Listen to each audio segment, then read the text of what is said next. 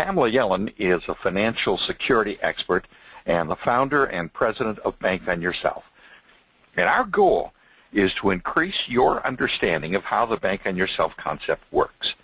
Without further ado, I want to introduce Pamela Yellen, the woman who has helped more than 500,000 individuals and families find financial success and peace of mind with her common sense approach to personal finance. Pamela? Let's dive in with Paul Nick.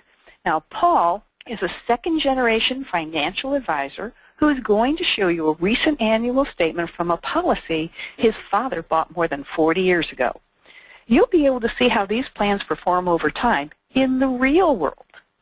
Paul will then show you why you would have to get a return of nearly 10% in your tax-deferred 401k or IRA to equal it. I promise you this is going to be absolutely eye-opening. Paul, thanks for joining us. Thank you, Pamela. So what I'm going to do is just take everybody and we're going to dissect this policy statement so that we can get the true return of what the returns on this policy have been over the last 42 years. So if you take a look right here, this is a statement from 2012. The policy was taken out over here on March 7th, 1969. This was a few months before I was born, so I'll be 46 years old this year. My father bought this policy. I was the second born, so this was an additional, it's in anticipation of me being born, needing to get some additional coverage. The original death benefit started out as $100,000, and in 2012, the death benefit had grown to $237,271. Now, the reason the death benefit grows, if you've done any study or research on this concept, is that the companies that we use are mutual insurance companies. So there's two types of insurance companies that you must know about. There's a stock insurance company, which is owned by stockholders, and so the stockholders get the profits or the dividends from the company. Whereas with a mutual insurance company, the policyholders are the owners of the company. As such, we get the dividends from the insurance company since we're the owners.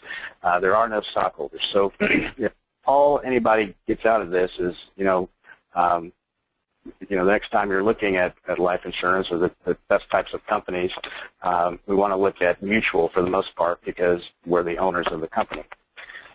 Now, if we go down a little bit further on this, we'll see that the premium on this policy was $1,054.33. So this policy statement, the way that my father funded this was that he paid the premium for 19 years, so from 1969 to 1988, and he hasn't put another dime of his own money into the plan. The plan has been self-funding since then. If you look over here at the dividend in 1988 was changed to pay the premium and increase the cash value and coverage. So that started in the 20th year, and so he hasn't had to put any additional funds into this. 2012 dividend was $5,598, and the total year-over-year cash value increase between 2011 and 2012 was $7,598. Total cash value of $153,000. If he had canceled the policy in 2012, the insurance company would have sent him a check back for $153,000. And if you do the quick math on $1,054 over 19 years, it's about $20,000. So we look at what he received for paying that premium. He received, he got all of his money back, of course, his $20,000 plus $130,000 profit, and he had life insurance over 42 years. Now, remember, I know some people might be saying, well, $237,000 isn't a very large policy, but remember, this is one of over 50 policies that our family has. The first thing, when we're going to do a comparison on this, the first thing we have to look at is I want to know, okay, well, what was the year-over-year cash value increase rate of return? So let's take a look at that real quick. If we take $7,598 and subtract it away from $153,000, we get our starting balance in 2011, which is $145,460. Our future value, or 12 months later, was $153,058. We did that over 1 year, and the calculator tells us that that's a year-over-year increase of 5.22%. Now, I don't know about you guys, but I don't know any bank today that's paying that much. And if we were to actually look at the difference in that, a bank you might be able to get 1% today. My father and his policy is getting 5.22%. I think that's a pretty good deal for just some safe money sitting someplace. Now, again, this is after all expenses, all costs, and everything. This is his net rate of return after everything. So 5.22%. The next place that we want to take a look at is, all right, well, what if I had done something else with my money? What would I have had to earn over that time period to get to the same $153,000 that's in the policy in 2012? So what we do is we structure out the premium payments for 19 years, so $1,054 for 19 years, and then he made no other payment. Now, I know, since I've done this, that's in order to get to the $153,000, if we look down here at the bottom, that's going to give us our cash value over that time period, or the accumulation value. So 6.19%. So the calculator is telling us that we have, in order to get to the same cash value, we would have needed to get 6.19% every single year since 1969 to arrive at the same cash value that's in the policy. But we need to bring some truth into this statement, because we have to look at what was available at that time, where there weren't a whole lot of mutual funds available back then, but so most people, for their safe money, would have been looking at banks or bonds or things like that.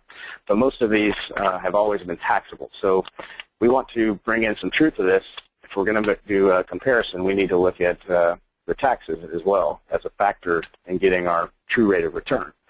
So if we turn on, just put in a 30% tax rate, and what we find is that we need to increase now our rate of return to get us back to that $153,000. So we'll put that in.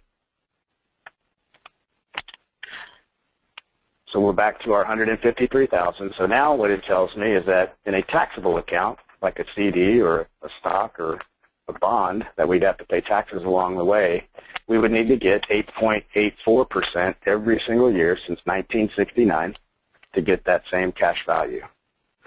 If we take this a step further, if most people were going to try to beat almost 9% every single year, they're most likely going to move to the market. Now, we don't like to compare a safe investment to a risky one, but we know that's how people think. So we're going to go ahead and bring some additional truth into this. And if we were in the stock market and there were mutual funds available at that time and they charged a 1% fee, then again, we see that our balance had been lowered, so we got to bring up our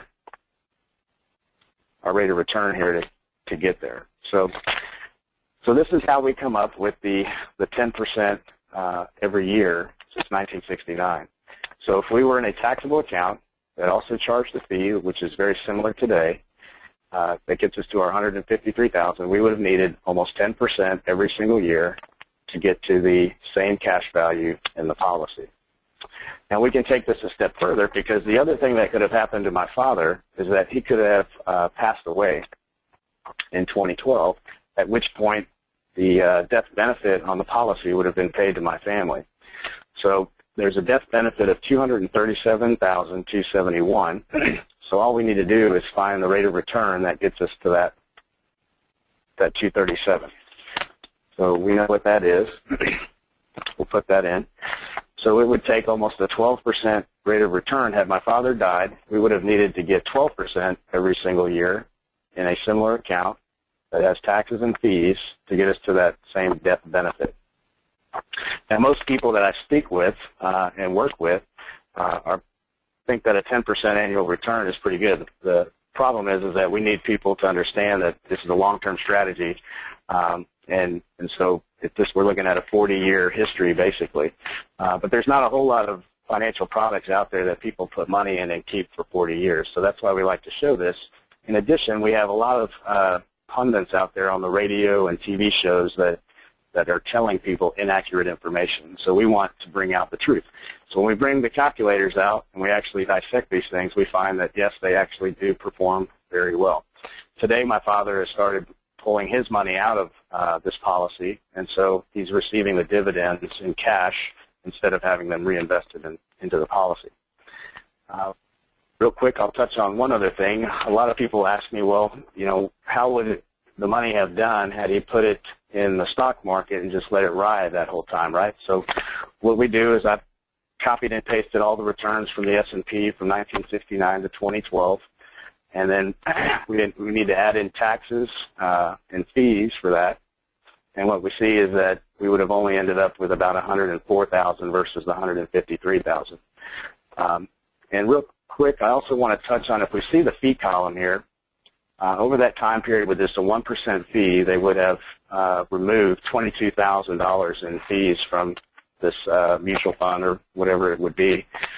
And so we hear a lot of people out there saying that life insurance agents are paid these high commissions, and so it ruins the policy and all that. And so if we go back to that policy statement, we see the premiums $1,054 per year. That's not per month, that's per year. The agent on this this type of policy would have made a total upfront commission of $500, and then he would have been paid a renewal for 9 years of about $100. So a total compensation over a 10-year period of $1,400 over this entire time period.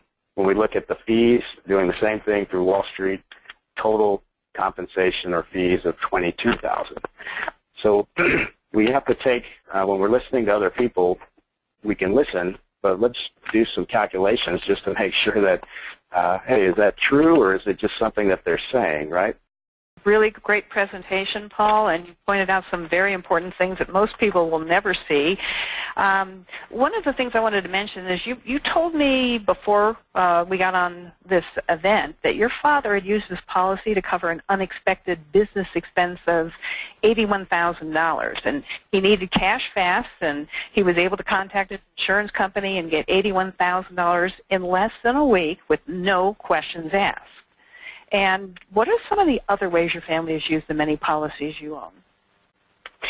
Well, obviously me and my brothers and sisters, we were all able to have down payments for our first homes that we purchased, and so it was very helpful when you go to the banks and they want to see, hey, where's your cash? And I can pull out statements and say, hey, I've got these 6 policies with $100,000 in it. Banks love this stuff because they know it's liquid and it's safe. So if you're using it as collateral, it works very well. So all of us kids have purchased homes with policy loans. In fact, my little brother just did that last year. They bought their first house. They had a new baby in Austin, Texas, and he was able to get $63,000 from our family bank and for their down payment because they've been in law school and other things. They didn't have a whole lot of cash anywhere else, except they did have it in their policies. And then, of course, over the years, we've all done financing with cars, and my father and I are both pilots, so we've purchased our own airplanes through our policies as well, and made those payments back. So it works exactly like you say it does, and my family is proof that over the long period of time that we've been doing this, that it has worked very well. It's multi-generational, and now we're teaching our kids how to do the same thing. Wonderful. Another question I have for you is, or just maybe a comment, you used a fee of 1% in your calculations, showing a fee in an investment account, mutual fund, etc. But I just wanted to point out that actually relatively few people pay only a 1% fee in their retirement and investment accounts. On average, the latest research is that participants in small 401k plans pay 1.9%. That's almost 2% in fees annually. And small plans account for the majority of people, and even participants in large plans pay more than 1% a year. And in addition to that, a government investigation found that the fees in IRA plans are often higher than fees in 401k plans. So I wanted to point that out.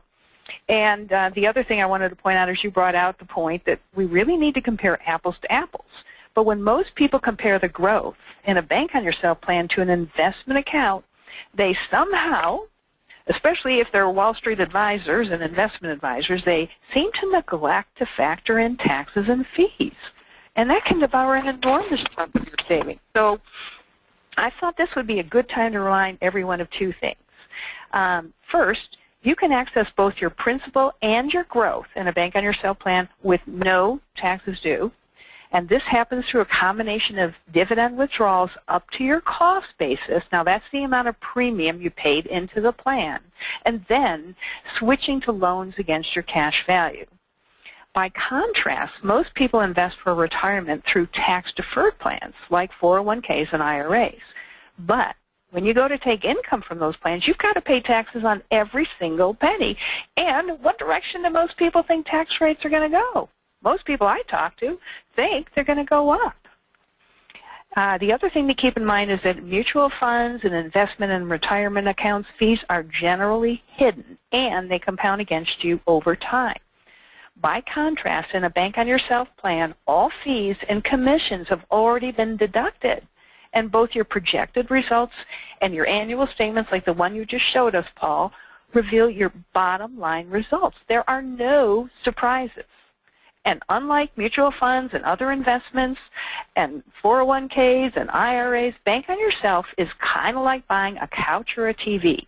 The cost of sales and manufacturing have already been included in the price, or in this case, the premium. So I wanted to point that out.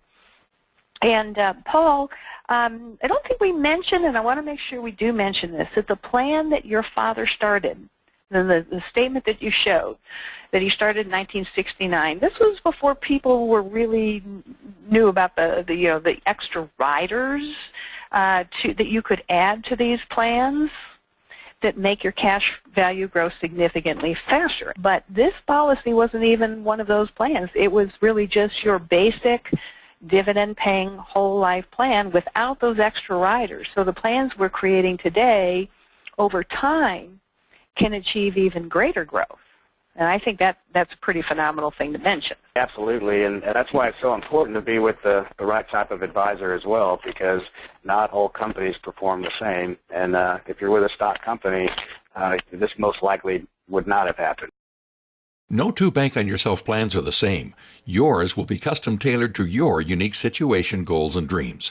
To find out what your bottom line numbers and results could be if you added the Bank on Yourself method to your financial plan, request your free, no obligation analysis and get a referral to an authorized advisor by going to bankonyourself.com/request.